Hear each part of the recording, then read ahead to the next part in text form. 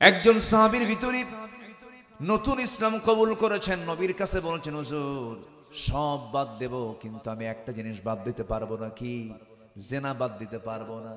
রাসূল বললেন, জেনা তুমি করতে চাও? হ্যাঁ, জেনা করতে চাই। রাসূল বললেন, তোমার বউয়ের সঙ্গে যদি কেউ জেনা করতে আসে তুমি কি করবা বলো? হুজুর জব করব। কি করব? জবহ করে ফেলবো। যদি তোমার মেয়ের সঙ্গে যদি কেউ জেনা করতে আসে, হুজুর আমি তাকে মানবো না, সহ্য করতে পারবো না। তোমার মার সঙ্গে যদি কেউ জেনা করতে আসে, হুজুর সহ্য হবে না। রাসূল বললেন, ও সাহাবী, তুমি যে জেনা করতে চাও, যে নারীর সঙ্গে জেনা করতে যাবে সে নারীর কারো না কারো মেয়ে, কারো না কারো মা, কারো না কারো বোন।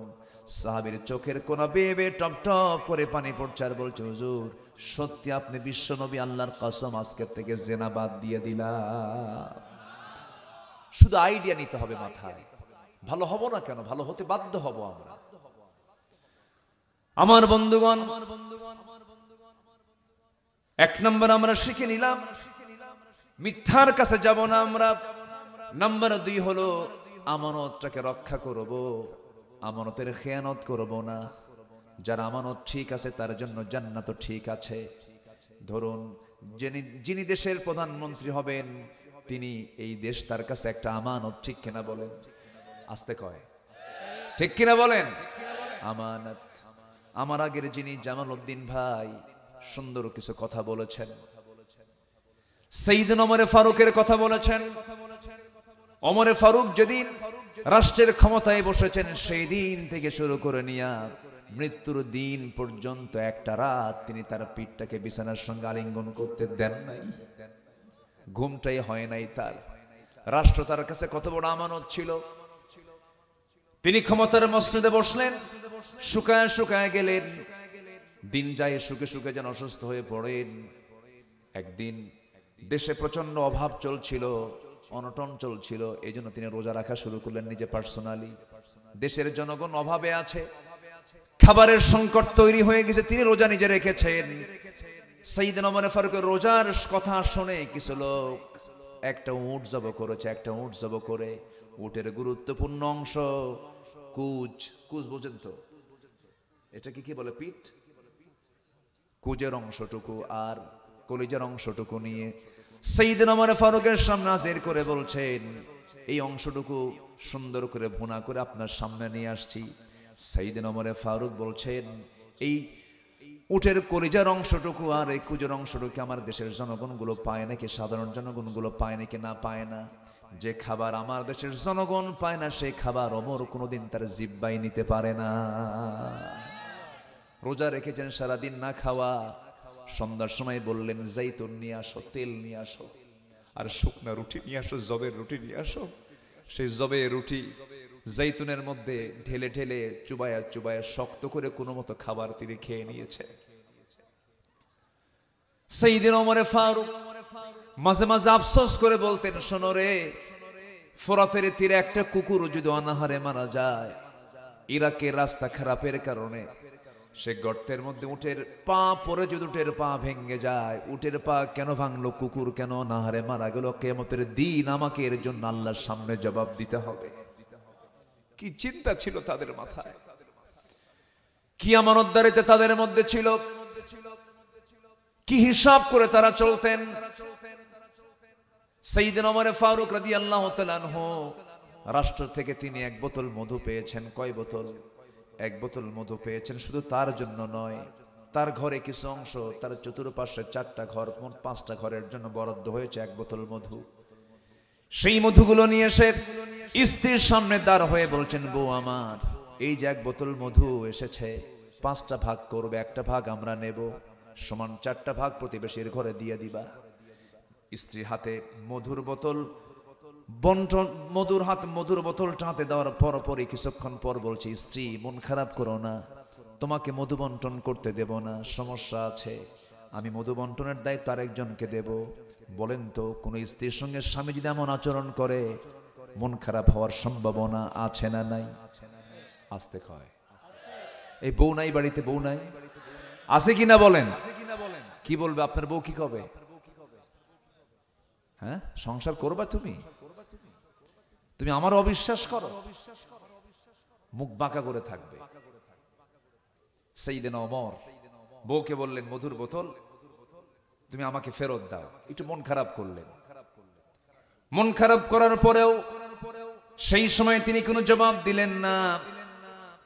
সেই বোতল নিয়ে চলে গেছেন প্রতিবেশীর ঘরে, গিয়ে বলছেন, প্রতিবেশী এই যে মধুর বোতল দিয়ে গেলাম, 5টা ভাগ করবা, একটা ভাগ আমারে দিবা। একটা ভাগ তিনি নিয়ে নিজের ঘরে ঢুকে বউকে সালাম দিয়ে বলছেন, বউ আমার, আমি তোমাকে খুব মোহাব্বত করি, খুব ভালোবাসি। বউ আমি তোমাকে খুব ভালোবাসি, আমি তোমাকে সন্দেহ করিনি তো। মধুর বোতলটা নেওয়ার কারণ হচ্ছে, তিনি বললেন, আমার স্ত্রী, আল্লাহর কসম করে বলে আমি তোমাকে সন্দেহ করিনি। আমি অর্ধ দুনিয়া শাসন করি, অর্ধ দুনিয়া চালাই, তুমি আমার পরিবার চালাও। আমার বাচ্চাদের গোসলগুলো করায় দাও, রান্না বান্না করে দাও। তোমার দায়িত্ব আমার পরিবারকে ঠিক রাখা, আমার দায়িত্ব হলো রাষ্ট্রকে ঠিক রাখা। তুমি যদি আমার পরিবারকে না দেখো, আমি রাষ্ট্র দেখবো কেমনে? আমার স্ত্রী তুমি মনক্ষুণ্ণ হবে না। এই যে 1 বোতল মধু আমি তোমাকে ভাগ করতে দিয়েছিলাম, তুমি সমান ভাগই ভাগ করবে, কোনো সমস্যা নাই। কিন্তু আমি চিন্তা করলাম পরোক্ষ নাই, মধু তো তরল জিনিস, মধু তো লিকুইড। এই মধু তুমি যখন ভাগ করতে যাবে, ভাগ করতে নিয়ে সমান ভাগে ভাগ ঠিকই করতে পারলে ভালো কথা, কিন্তু তোমার হাতে লেগে যাবে কিছু মধু। এটা 1 ফোঁটা হোক, 2 ফোঁটা হোক, 3 ফোঁটা হোক, এই লেগে থাকা মধু, এতটুকুন মধু আমাদের ভাগে বেশি আসুক, এটা চাই নাই মনে করে মধুভাগের দায়িত্ব আমি অন্যজনের কাঁধে দিয়ে দিয়েছি। সুবহানাল্লাহ বলবেন না?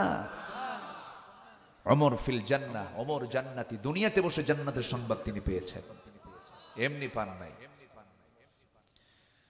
সাইয়েদনা ওমর ফারুক রাদিয়াল্লাহু তাআলা আনহু একদিন বসে আছেন, কেউ তাকে কোনো কিছু বলতে গেলে সাহস পেত না। তিনি খেপে যেতেন, রেগে যেতেন, আবার দিলটা খুব নরম ছিল। যাদের রাগ বেশি থাকে তাদের আবার দিলটা খুব নরম, এমনিতেই কেঁদে ফেলে দেন। তিনি সবসময় অনড়ম্বর জীবন যাপন করতেন, আড়ম্বরতা তিনি পছন্দ করতেন না। এক একজন এক এক রকম তবিয়তের ছিলেন। তিনি কি করতেন? একই কাপড় বারবার ঘন ঘন পরতেন, মাঝে মাঝে তালিযুক্ত পোশাকও পরে ফেলতেন। পিছনে ছিঁড়ে গেছে এমন জাতীয় পোশাক তিনি পরে আছেন, কেউ তাকে বলার সাহস পায় না। উম্মাহাতুল মুমিনিন দুজনকে সাহাবীরা জানান দিলেন, একটু বলেন, আপনারা বললে ওমর ফারুক শুনবেন। দুজন স্ত্রী, দুজন নবীর স্ত্রী, একজন হচ্ছেন আম্মা জান হাফসা রাদিয়াল্লাহু তাআলা আনহা, যিনি ওমর ফারুকের মেয়ে, আরেকজন আম্মা জান আয়েশা সিদ্দিকা রাদিয়াল্লাহু আনহা। দুজন মিলে বলছেন, আমিরুল মুমিনিন, এটা রিপোর্ট এসেছে কি গোটা দুনিয়ার সমস্ত কূটনীতিকরা, বড় বড় রাজা বাদশারা আপনার সঙ্গে সাক্ষাৎ করতে আসে। আপনি একজন শাসক, আপনি একজন খলিফাতুল মুসলিমিন, একটু হলে উন্নত জীবন যাপন করা দরকার। জুব্বার পিছনে ছেঁড়া দেখা যায়, তালিযুক্ত দেখা যায়, একটু উন্নত জীবন গ্রহণ করলে ভালো হয়। ওমর ফারুকের চক্ষুটা লাল হয়ে গেছে, খেপে গিয়ে বলছে, আমার কলেজার টুকরা মেয়ে হয়ে তুমি এমন করে কেমন করে বললে কথা? ওরে হাফসা, তুমি কি সেই রাতের কথা শুনে গেছো? সেই রাতের কথা ভুলে গেছো যে রাত্রে আমার নবীজি বিছানার চাদর না পায়া জুব্বাটাকে চাদর বানায়া জুব্বার উপরে গোটা রাত কাটিয়ে দিয়েছে? আয়েশা, তুমি কি সে রাতের কথা ভুলে গেছো যে রাত্রে আমার নবীজির বিছানা তুমি নরম করে দেওয়ার কারণে তাহাজ্জুদটা মিস হয়ে গেছে? রাসূল বলেছেন, আয়েশা, এমন করে বিছানা নরম করে দিবা না, আমার বিছানা শক্ত করে রাখবা।